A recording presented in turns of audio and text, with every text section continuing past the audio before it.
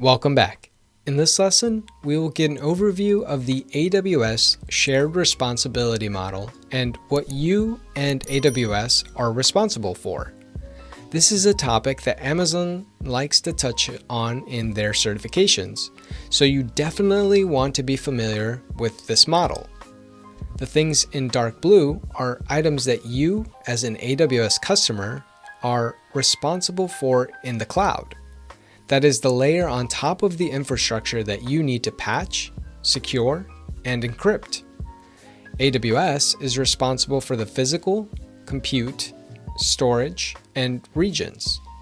AWS will provide the necessary tools for you to encrypt and protect your applications and data. But again, you are responsible for implementing these features.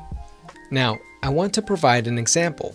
Let's say you have an application running in AWS that uses a host operating system with a SQL database built with React. You have the responsibility of securing against attacks from a hacker with the tools provided by AWS, like using a firewall, IAM groups, and SSL certificates.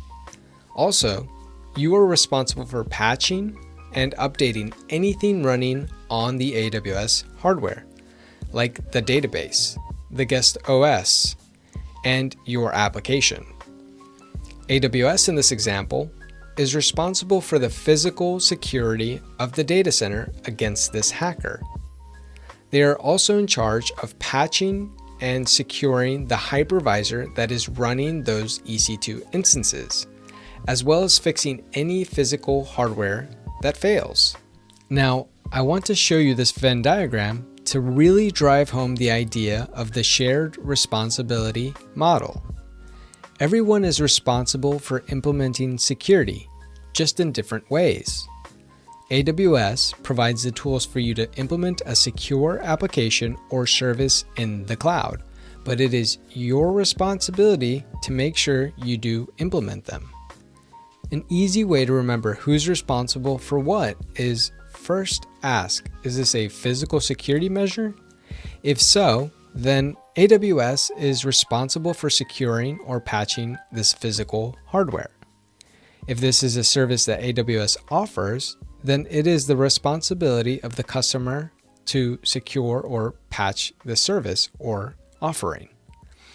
I hope in this video you learned more about your responsibilities and AWS's responsibilities for securing the cloud. I'll see you in the next video.